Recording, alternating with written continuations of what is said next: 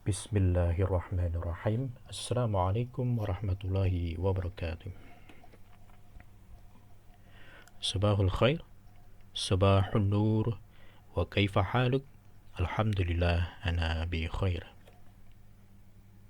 Alhamdulillah, segala puji bagi Allah Subhanahu wa taala yang telah memberikan kita rahmah hidayah beserta inayahnya, sehingga pada kesempatan kali ini kita kembali dapat bertatap muka secara online atau daring dalam keadaan sehat walafiat tanpa kurang suatu apa. Salawat beserta salam semoga senantiasa tercurahkan kepada Nabi junjungan kita, Nabi besar Muhammad sallallahu alaihi salatu wassalam. Alhamdulillah anak-anakku, kita pagi ini kembali dapat bersama-sama belajar di pertemuan pertama kita di bab 2 Pertemuan pertama di bab 2. Masih bersama dengan saya, Pak Esa Putra Kurniawan. Insya Allah kita pagi ini akan belajar bersama-sama. Silakan bagi anak-anakku untuk bisa menyiapkan peralatan tulisnya, peralatan belajarnya Jadi sambil Pak Isa menjelaskan, anak-anakku bisa sambil mencatat. Baik.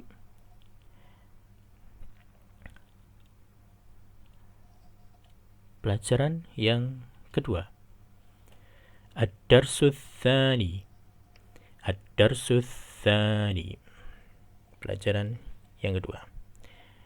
Pada bab 2 ini atau pelajaran kedua ini, insya Allah kita akan belajar tentang judulnya adalah Al-Fasl. Al-Fasl artinya kelas. Al-Fasl artinya kelas. Pada bab ini insya Allah kita akan belajar tentang beberapa benda yang ada di dalam kelas kita, yang biasanya kita jumpai di dalam kelas ya. Baik, mari kita langsung mulai saja.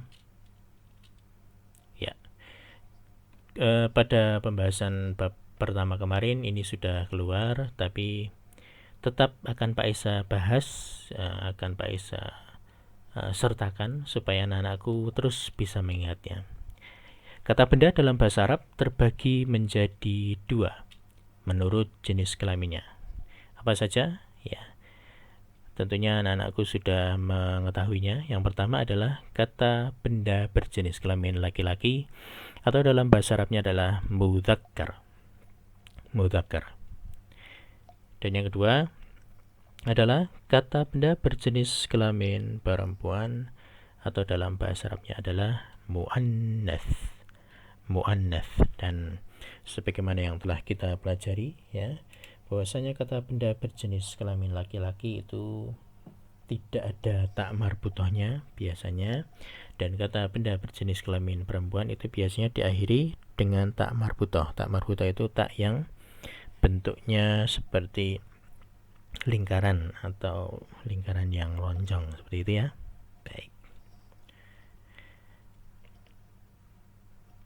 Kosakata yang pertama pada bab Al-Fasl kelas ini, yang pertama adalah maktab. Maktab artinya meja. Maktab artinya meja. Ini tentu saja berjenis kelamin laki-laki atau mudzakkar, karena tidak ada tak marbutoh di belakang kata maktab. Kosakata yang kedua,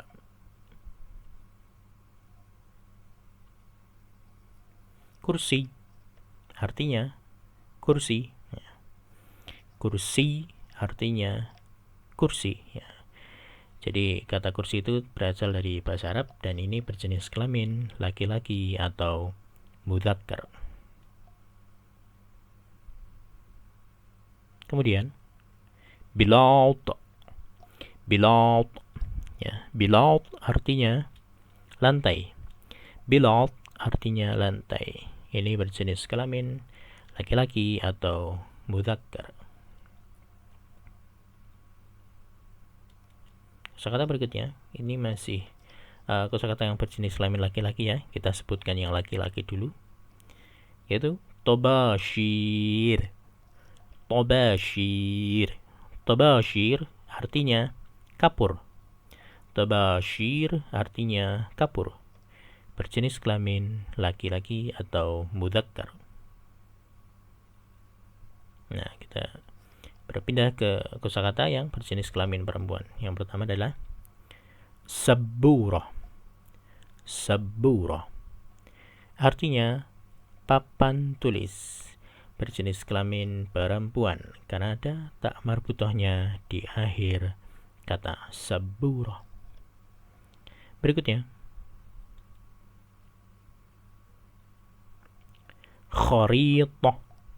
Kharitah. Kharitah artinya peta ya. Artinya peta atau peta gitu ya. Peta atau peta ya. Kharitah berjenis kelamin perempuan karena ada tak marbutohnya ya. Kharitah ini biasa kita temui juga di dalam kelas. Kosakata berikutnya mazbalah. Mazbalah. Mazbalah artinya apa? Tempat sampah. Mazbalah artinya tempat sampah. Berjenis kelamin perempuan atau muannats karena ada tak marbutohnya. Berikutnya khizanah. Khizanah ya. Khizanah artinya lemari ya. Khizanah artinya lemari. Ini berjenis kelamin perempuan atau muannats. Khizanah. Berikutnya tallasah.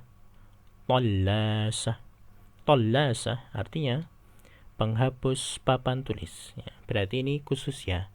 Tallasah itu artinya penghapus khusus untuk papan tulis. Karena kalau penghapus untuk pensil itu nanti istilahnya ada sendiri ya. Tallasah ini berjenis kelamin perempuan atau muannats ya, penghapus papan tulis. Tallasah. Berikutnya oke, ternyata sudah selesai kosakata yang harus kita hafalkan ya. Silakan anak-anakku nanti menghitung sendiri, ada beberapa kosakata ya. Nah, ini pembahasan berikutnya yaitu tentang dzarful makan. Dzarful makan.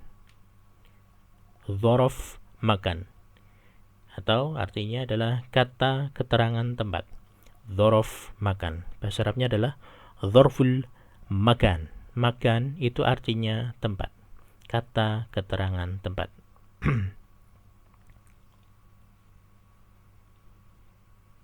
Ya.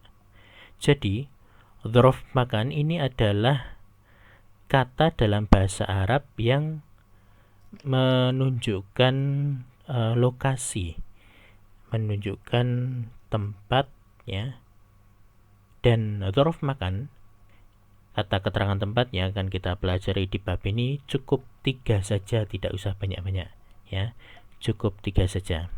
Yang pertama adalah amama, yang kedua adalah wara'a, dan yang ketiga adalah janiba ya. Gampang cara menghafalkannya ya. Amama, wara'a, janiba. Amama, wara'a, janiba. Cukup 3 saja.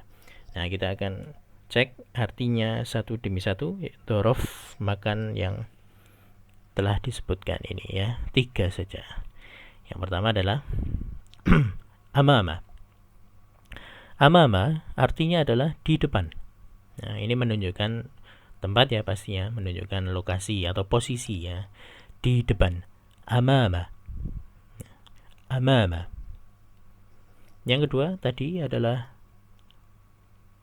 wara'a. Wara'a. Wara'a artinya di belakang. Wara'a artinya di belakang. Ini juga menunjukkan posisi atau tempat atau lokasi. Wara'a. Dan yang ketiga adalah janiba. Janiba. Janiba artinya di samping. Janiba artinya di samping.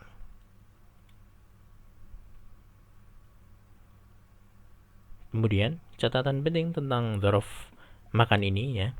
Kata keterangan tempat. Kata benda yang terletak sebelum dan setelah dzaraf makan. Kata benda yang terletak sebelum dan setelah dzaraf makan yaitu amama atau wara'a atau janiba.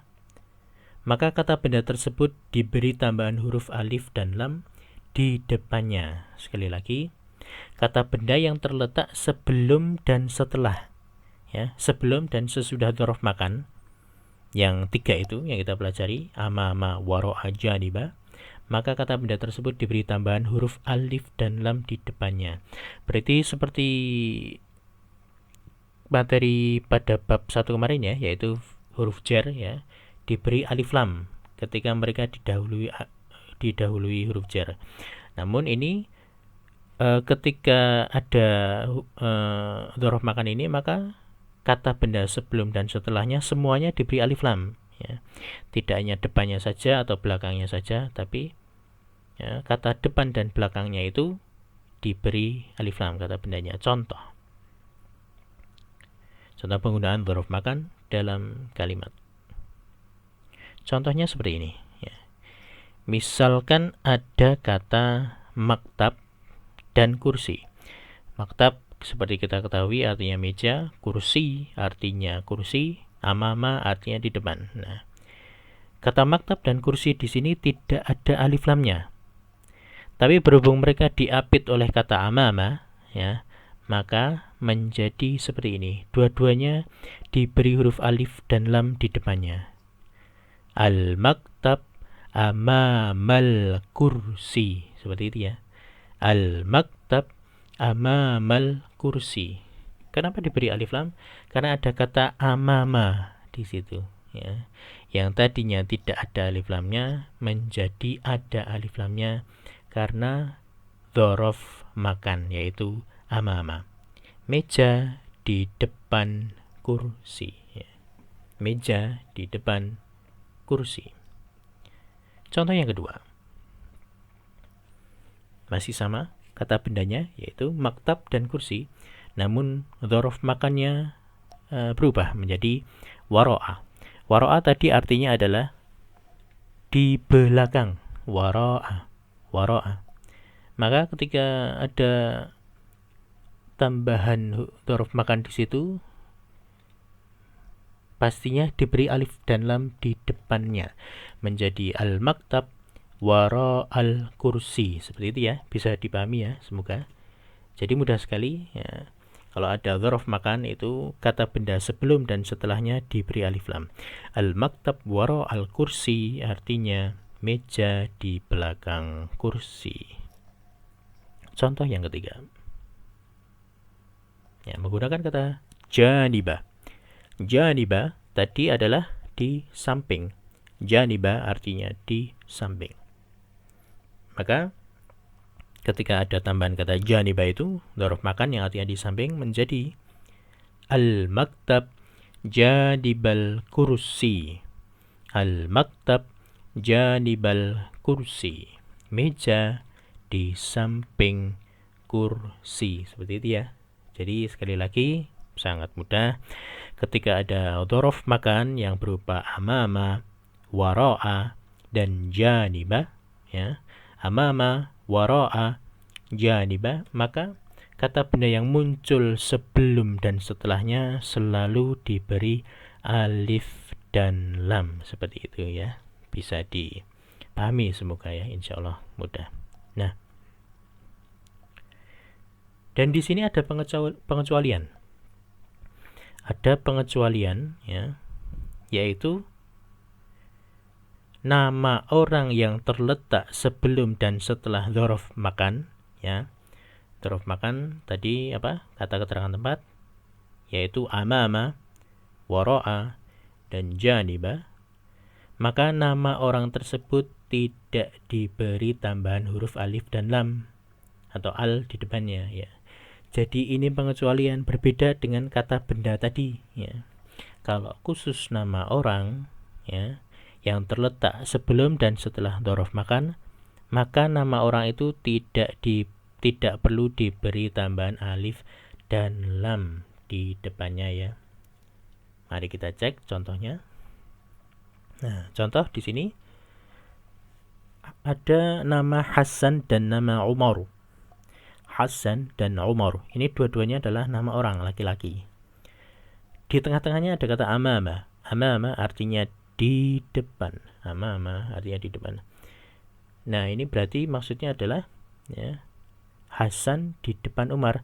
Maka ketika disisipi di tengah-tengah itu ada huruf ada huruf makan, maka menjadi sama persis, tidak berubah ya.